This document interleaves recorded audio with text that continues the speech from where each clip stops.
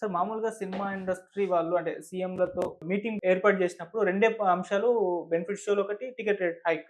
వీటి గురించి ఎక్కువ ప్రస్తావన వస్తూ ఉంటుంది. అంటే సినిమా ఇండస్ట్రీకి మేజర్‌గా ఈ రెండే ప్రాబ్లమ్స్ ఉన్నాయా అని ఒక చర్చ కూడా జరుగుతుంది. ఈవెన్ ఇంతకుముందు ఒక పూనం కౌర్ గారు ఒక ట్వీట్ చేశారు.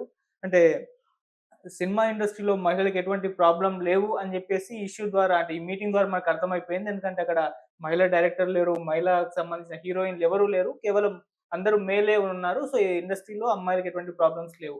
అలాగే టికెట్ రేట్స్ హైకు, బెనిఫిట్ షోలు ఈ 2 మాత్రమే ఇండస్ట్రీకి ప్రాబ్లమ్స్. ఇంకేమన్నా ఉన్నాయా? అవి చర్చించాల్సిన వ్యాలిడ్ పాయింట్ అది. ఖచ్చితంగా వ్యాలిడ్ పాయింటే. కాకపోతే ఏమవుతది అంటే ఇక్కడ సినిమాలో ఫైనాన్షియల్ డిస్కషన్స్ ఎక్కువ, నిర్మాతలు ఆ తర్వాత హీరోలు ఎక్కువ చేసుకుంటారు కాబట్టి ఈరోజు హీరోలు ఇప్పుడు హీరో రెమ్యునరేషన్ 100-150 కోట్లు ఉంటాయి, హీరోయిన్కి వచ్చేసి 10 కోట్లు ఉంటుంది. సో వాళ్ళ పక్కన మ్యాచ్ కూడా కాదు కదా.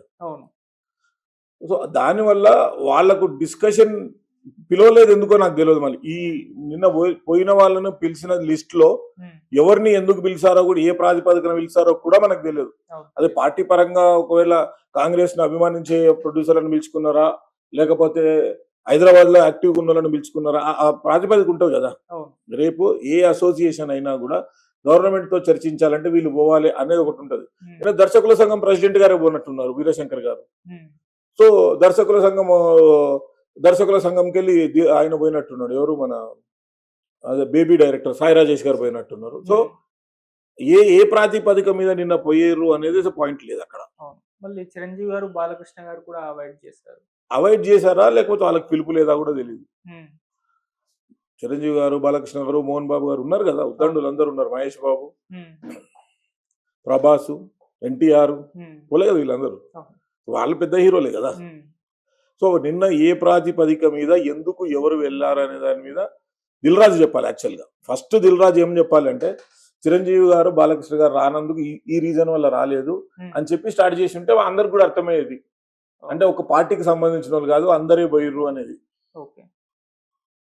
ఇంకా హాలీవుడ్ స్థాయికి మనం పోతామా, మన సినిమా హాలీవుడ్కి పోతుందా అనేది,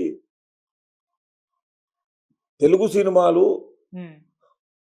అమెరికన్లు చూడడం అనేది జరగదు. అమెరికాలో ఉన్న తెలుగు వాళ్ళు చూస్తారు అంతే. అదేంది అడిషనల్. ఇంతకుముందు మన సినిమాని అమెరికాలో ఉన్న తెలుగు వాళ్ళు చూడాలంటే ఇక్కడ నుంచి ఒక ప్రింట్ తీసుకొని పోయి ఎవరన్నా వేస్తే అక్కడ కూడా షో ఉంటే చూసేవాళ్ళు, లేదంటే వాళ్ళ ఇండియాకి వచ్చినప్పుడు చూసేవాళ్ళు, లేకపోతే ఇంటర్నెట్ వచ్చిన తర్వాత, క్యూబ్, యుఎఫ్ఓ వచ్చిన తర్వాత, పిహెచ్డీలు వచ్చిన తర్వాత మనకు format of film format out వచ్చే ఫార్మేట్ మారింది కాబట్టి జస్ట్ అక్కడ థియేటర్ను హైర్ చేస్తున్నారు, ఇక్కడ సినిమాని వేస్తున్నారు. చూసేవాళ్ళు ఎవరు అక్కడ హాలీవుడ్ ప్రేక్షకులు చూస్తున్నారా?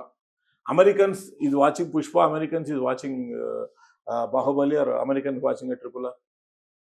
అది కదా point. But every Hollywood movie we are seeing. మనకు అర్థం కాకపోతే మనం తమిళ్లో డబ్బింగ్ చేస్తున్నాం, తెలుగులో డబ్బింగ్ చేసుకుంటున్నాం, కన్నడలో డబ్బింగ్ చేస్తున్నాం, మలయాళ డబ్బింగ్ చేసుకున్నాం, కన్నడలో కూడా చేసుకున్నాం. రీజనల్ లాంగ్వేజ్ మనం కన్వర్ట్ చేసుకుని మనం సినిమాలు చూస్తున్నాం, హాలీవుడ్ సినిమా. దాన్ని వ్యూవర్షిప్ అంటారు. మన సినిమాని మీకు అర్థమవుతుందా నేను చెప్పిన పాయింట్? తెలుగు సినిమా అమెరికాలో ఎవరు చూస్తున్నారు? హాలీవుడ్ ప్రేక్షకులు చూస్తారా, మన తెలుగు ప్రేక్షకులే చూస్తున్నారా? సో మన సినిమా అక్కడికి వెళ్ళలేదు, దాన్ని సినిమా అక్కడ వెళ్ళింది అన్నది మనం.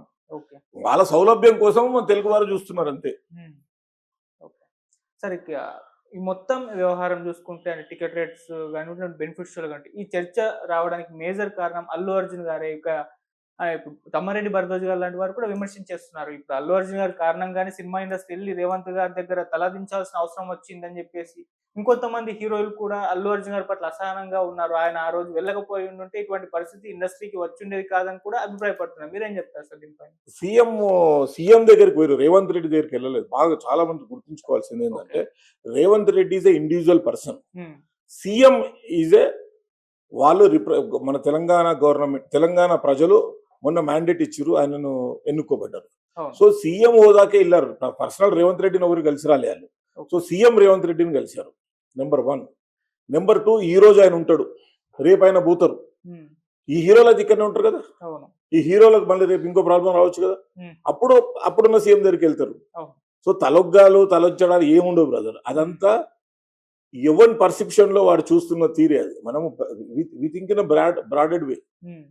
సీఎం సీట్ లో కూర్చున్న వ్యక్తి ఇంకొక వ్యక్తి ఉన్నాడు అనుకో, ఆ రోజు హీరో మాత్రం ఇక్కడ మారాడు. అల్లు అర్జునే ఉంటాడు, చిరంజీవి ఉంటాడు, బాలకృష్ణ ఎన్టీఆర్ వాళ్ళు వీళ్ళ క్యారెక్టర్లు వీళ్ళు మారారు. వీళ్ళందరూ ఒక దగ్గరికి వెళ్ళిర్రు అంటే వీళ్ళందరూ వెళ్ళిర్రు ప్రస్తుత తెలంగాణ సీఎం దగ్గరికి వెళ్ళారు. దానికి ఇప్పుడు హోదాలో రేవంత్ రెడ్డి గారు ఉన్నారు కాబట్టి. రేపు ఇంకొకరు మారినా వాళ్ళందరూ ఆడికి వెళ్తారు. రేపు ఎవరు మారినా కూడా వీళ్ళు వెళ్తూనే ఉంటారు. సో వాళ్ళు మనం ఆయన మీద తలొంచినం అనేది అది రాంగ్ వర్డ్ నన్ను అడుగుతూ మాత్రం. ఓకే, అంటే దీనికి కారణం అయితే అల్లు అర్జున్ గారేనా? ఆయన పట్ల అసంతృప్తి ఇండస్ట్రీలో ఉంది అంటారా? ఇప్పుడు అల్లు అర్జున్ అనే విషయం పక్కన పెడదాం, సినిమా విషయం పక్కన పెడదాము. మనం దాన్ని ఏ కోణంలో చూద్దాము? ఒక హెవీగా రష్ ఉన్న ప్లేస్ లో ఒకరిని చూద్దామని పోయినందుకు గాను ఒక ఆమె చనిపోయింది. అది చాలా బాధాకరమైన అంశం. దానికి కారణం అల్లు అర్జునే అనుకుందాం. మీకు తెలుసో తెలియదో రాజమండ్రి పుష్కరాలు అప్పుడు ఇదే బోయపాటి సీన్ గారు ఏదో సెట్లు ఏదో వేస్తే చంద్రబాబు గారి గవర్నమెంట్ లో 2014 మన బైఫర్కేషన్ అయిపోయిన తర్వాత కొన్ని వందల మంది చనిపోయారు. దాన్ని చంద్రబాబుని అది క్లెయిమ్ చేద్దామా? ఇంటెలిజెన్స్ ఫెయిల్యూర్ అన్నారు. ఇది ఇంటెలిజెన్స్ ఫెయిల్యూర్ అనుకోద్దాం. ఎందుకు అనుకోవద్దు మనం? నెంబర్ 1.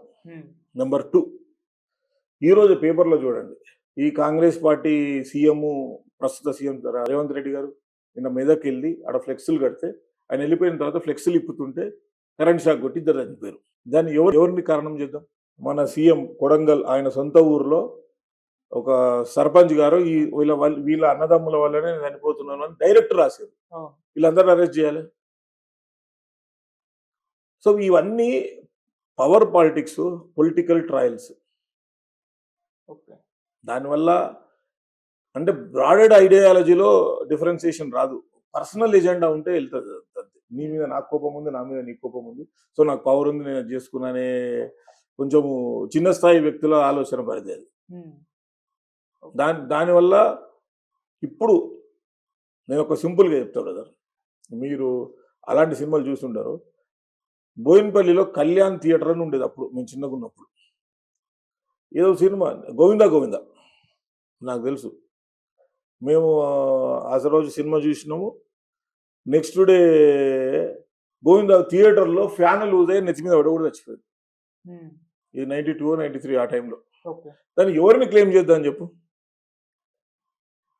ఎలక్ట్రీషియన్ని క్లెయిమ్ చేయాలన్నా, థియేటర్ ఓనర్ని క్లెయిమ్ చేయాలన్నా, లేకపోతే కరెక్ట్ ఫ్యాన్ కిందనే కూర్చున్నాడు, పక్కన ఖాళీగా ఆడ కూర్చున్న ప్రేక్షకునే ఉందామా? సో ఇది ఇంటెన్షనల్ థింగ్స్ కావు, అవి జరుగుతుంటాయి. సో దాన్ని కాకుండా అడ్డుకట్టేయాలి. ఇప్పుడు పెద్ద సినిమా రిలీజ్ రోజు థియేటర్ క్యాంపస్లో షోకి 750 సీట్లు ఉంటాయి కాబట్టి గేట్లో నుంచి 750 మాత్రమే వెళ్ళండి, బయట వాళ్ళు బయట ఉండండి అనే ప్రక్రియ చేయగలుగుతారా? బీడ్ ఎప్పుడు వస్తుంది? ఇప్పుడు థియేటర్లో 750 సీట్లు, మన గేట్లు ఓపెన్ చేయగానే 1000, 2,000, 3,000, 4,000 మంది పోతున్నారు. థియేటర్ లోపలికి 750 మంది పోతున్నారు. తొక్కిసార్ లైట్ ఎక్కడ అవుతున్నది? హాల్కి గేట్కి మధ్యలో జరిగేది. ఈ గేట్ దగ్గరనే ఆపే కదా, ఈ గేట్ దగ్గరనే ఆపే. వీడెందుకు ఒప్పుకోడు? గేట్ ఆపేస్తే క్యాంటీన్ కూడా ఏడుస్తాడు. అరే పబ్లిక్ థియేటర్కి వచ్చినా రాకున్నా వస్తే క్యాంటీన్లో ఏమైనా మిర్చో బజ్జో తింటాడు కదా, నా బిజినెస్ ఎందుకు ఖరాబ్ చేస్తారు? ఎంతమంది అన్న రాని ముందర వీళ్ళకి అంటారు. ఎందుకు అంటే క్యాంటీన్ కష్టాలు ఏందో నాకు తెలుసు, సైకిల్ ట్యాక్సీ కష్టాలు ఏందో నాకు తెలుసు, లోపల ఏ స్ట్రాటజీలో థియేటర్లు రన్ అవుతున్నాయో తెలుసు. నీకు అర్థమైంది నేను చెప్పింది? 750, 800 సీటింగ్ కెపాసిటీ ఉన్న థియేటర్లో బయట రోడ్డు బయటనే పెట్టండి వాళ్ళని. నీకు రష్ ఉన్న దగ్గర ఉన్నది అనగానే బ్యారికేడ్ వేసి పడేసేయండి. గేట్ లోపల కూడా రావద్దు జనాలు. అయితే కుదురుతుంది అట్లా? సో క్యాంటీన్ వాడు ఏం ఆలోచిస్తాడు? వాడి సినిమా చూస్తే చూడకుంటే లోపలికి వస్తే ఇంత ఖర్చు పెట్టుకుంటాడు కదా నాకు.